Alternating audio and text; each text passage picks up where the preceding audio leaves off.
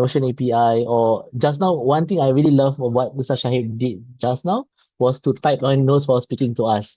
So if he was able to recognize your voice and type for you, that would be an interesting thing as well. Yeah, so let's go on with Sis Suliati, um, with her topic on tips for modern Muslim parenting. And this is one vertical which is so, I think our theme for this year is nurturing families, but I'm starting to see some links between the different speakers. So yeah, Sis Suliati, without further ado, please take it away. Thank you very much. Bismillahirrahmanirrahim. Okay, Assalamualaikum warahmatullahi wabarakatuh. Hi everyone and very good evening. Okay, my name is Suliyati, but you can call me Suli for short. Alhamdulillah, just now when I was listening to Sis Norita and Ustaz Shahib sharing, I was like, okay, I can totally relate with Sis Norita. I think I'm also a tech dinosaur or tech Viking as Izhar said. And then I was watching Ustaz Shahib actually showing us how to use Notion. I was thinking, actually, I think because I have a girl who is in secondary school. Yeah, she's in Sec 2. So I was looking through the notions and the function, and the first thing I thought was, this is so hard for me to, I don't know whether it's the same for you, Sis Norita, but I'm thinking, oh, this is so cool, but there's a lot of functions, it's very hard. Yeah, so it'd be good if someone can come up with something that is easier.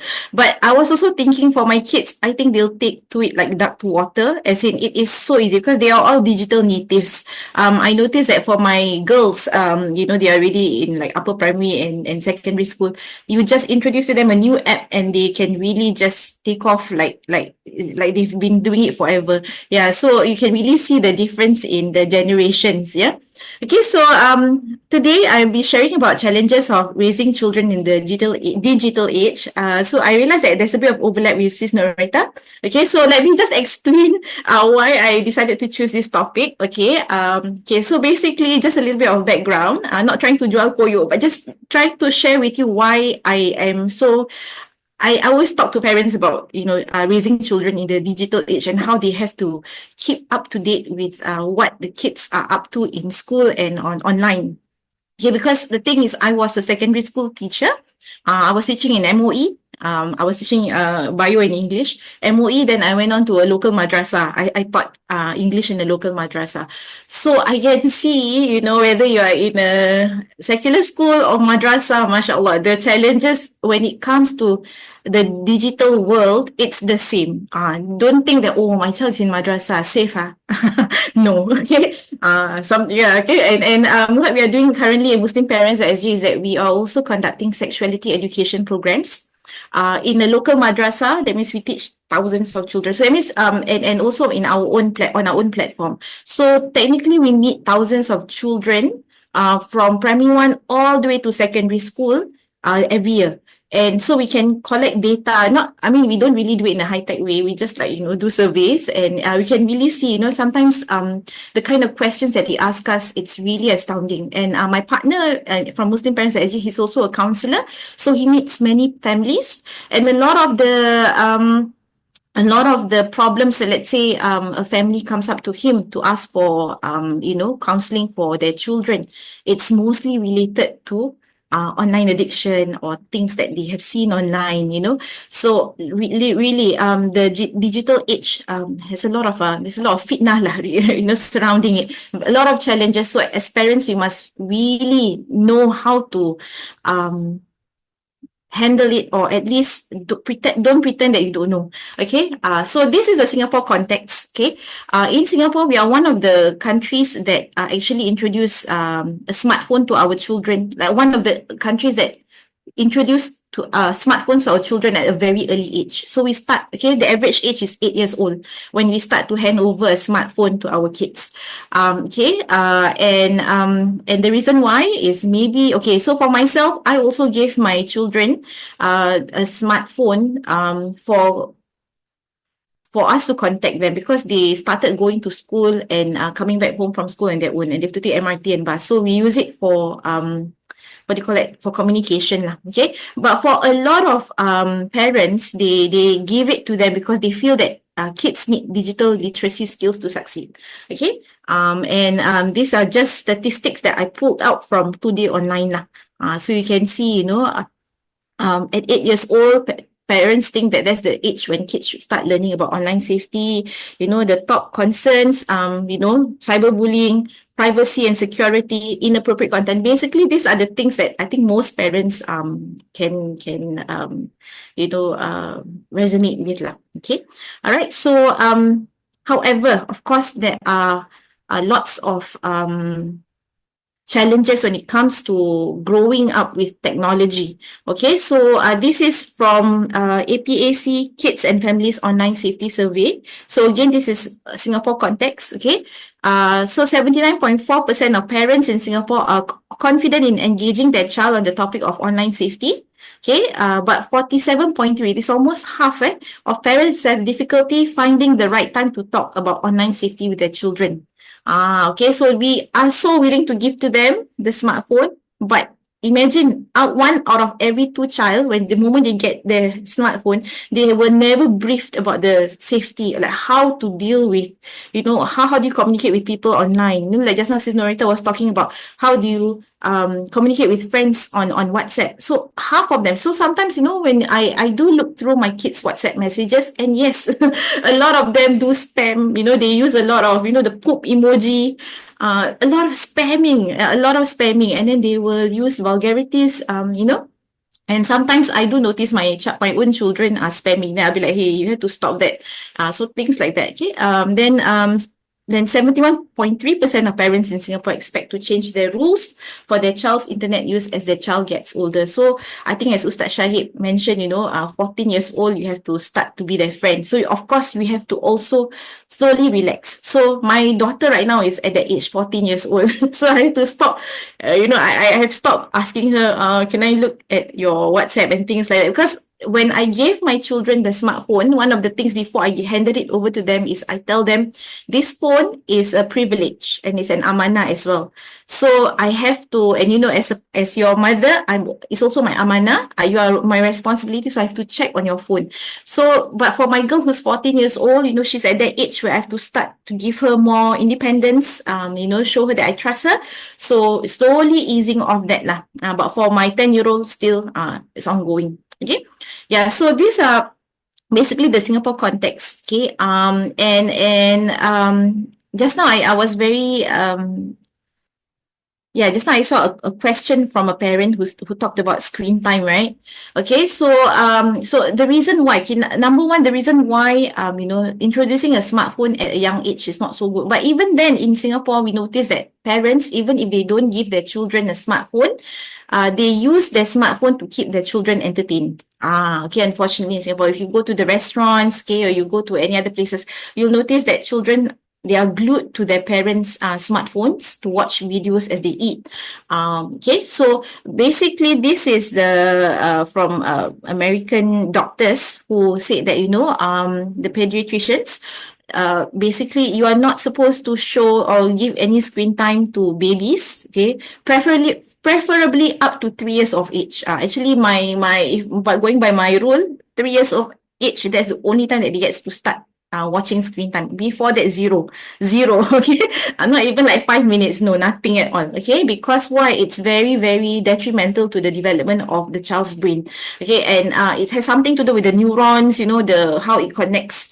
When we see children with a lot of inability to pay attention in class, hyperactive, a lot of it is actually linked to the usage of screen time at an early age lah.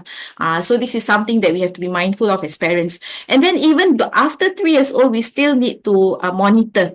Okay, so you see, children 2 to 5 years, the maximum meaning is like, even then that's not recommended, 3 hours only. Okay, kids and teen, 2 hours only. Okay, and teenagers and adults, including us, and I'm guilty of that. I think I have been scrolling on my phone, doom scrolling, longer than 4 hours definitely. Okay, so actually, if you look at the recommended screen time, all of us are overshooting. Like all of us have overshot our screen time lah, including myself. Okay, so this is something that we notice lah. I think Sis Norita, you deal with young preschool children. I think this is something that I think preschool teachers have been telling me as well, that a lot of young children are unable to interact with each other in social settings. They are very awkward. It doesn't come naturally to them. Whereas last time during our time, you go to the playground, you can immediately make friends, you can play, you can everybody's names at the playground by the time you go home. But it's not the case right now. Okay, and then it leads to poor sleep quality, speech and language delays, and very interesting behaviors as well. I notice, sometimes you notice that there's one child that I know whose eyes would, he would blink his eyes rapidly. And when you ask why, it's because he said everything is moving too slowly. Because when you watch cartoon or you watch something like a Blippi or whatever on screen, they move very fast. So what happens is that when faced with something in the real life setting, they get very, very freaked out by, why is everything moving so slowly? Okay, and of course, lower physical health, life skills impediments. We see, I notice even at our center, primary school children, they are still unable to use the scissors well. Okay, they cannot. A lot of them now cannot eat with their hands. They use fork and spoon. Okay, so these are things that I feel that this is the children of this generation, whereby they don't use their hands a lot. They use their hands on the phones, but not to do practical skills, not for practical skills. So this is something for parents to be concerned about lah. Okay, yeah. So the challenges. Okay, so I mentioned, my topic is on challenges. So the challenges, when, for parents, the fact that we want to try and curb screen time for our kids, but why is it so difficult? Okay, number one, for preschoolers, we are surrounded by screens lah.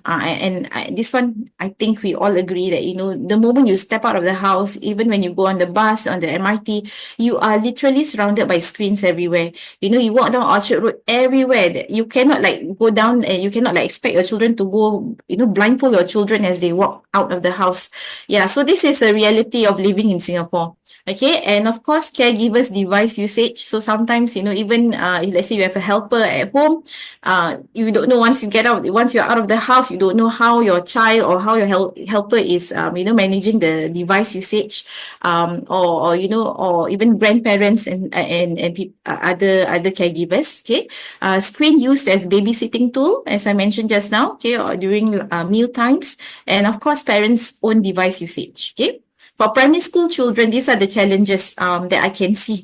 Okay, possession of smartphones. So as I mentioned, 8 years old is the average age for Singapore children to get their first smartphone. So once they get that, is really a challenge. Okay, and like I mentioned, 1 out of 2 children are given smartphones without any limits. Just given like that. Okay, then even if your child does not have a smartphone, like Sis Norita, you only give your child a smartphone at 12, right? The problem is their school friends have smartphones. And the thing is, I don't let my kids listen. I don't really share with them, all the K-pop songs. But somehow, even without the smartphone or even without YouTube installed in their phones, they can come home and sing to me. Last time, what was it? The flower dance, I don't know, the Blackpink, Rose and things like that. So they will come home and they start humming these songs. So these are some of the challenges that we face. Okay, caregivers, okay, after school, the device usage and gaming. So primary school, that's when they start to game. They start being involved in gaming, especially for boys. Okay, so this is something that we notice when we conduct our Akil Balik programs. We usually ask how many of you game and things like that. So an overwhelming majority of boys, I would say almost 90% of the boys that we ask this question to say yes, they have engaged in some form of gaming above the age of 10 and above. They start to do gaming. Okay. Then for secondary school children, these are the challenges. Gaming at the top. Okay, so a lot of the challenges, the families that come to us to ask to seek for help, counseling. Addiction to gaming. It's a very serious addiction. Okay, it can lead to a lot of fights. Sometimes can even get to physical violence in the family from the child. Saying the child is physically violent to his parents because the parents put a curb on gaming. Okay, and by the time they are in secondary school, they are very smart already. Okay, so just now I mentioned, you can do, I didn't mention, you can actually install this tool called Family Link. So you can restrict how much, or at least put a limit lah how many hours you're allowed to. But by the time they are in secondary school, they will have friends who can teach them how to evade the digital restrictions.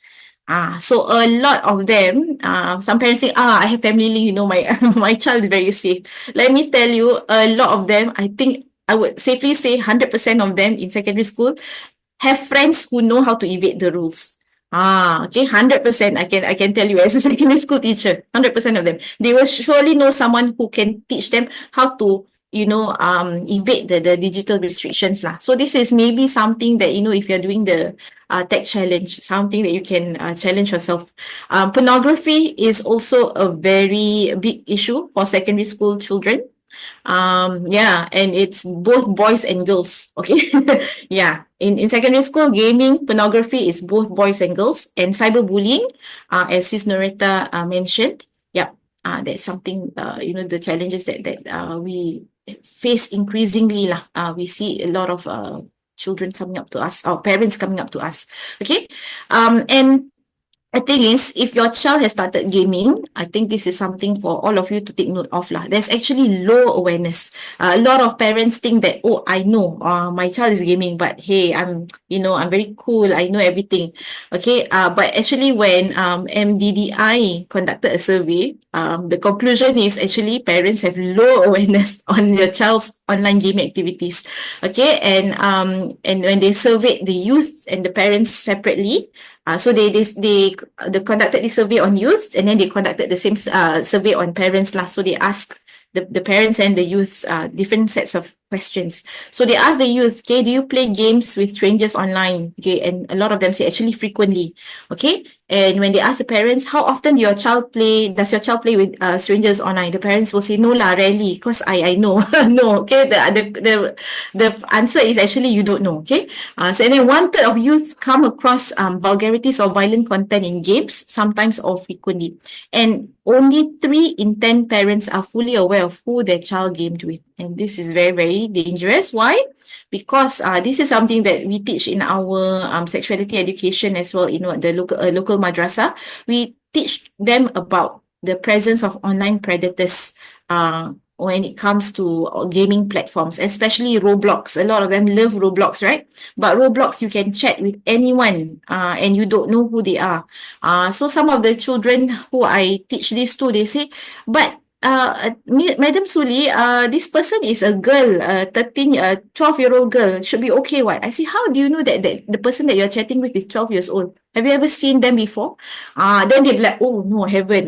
Then they started to, then that got them thinking, okay? So basically, online predators are very, very, actually it's quite rampant lah in the online world, online gaming world. It's very, very scary.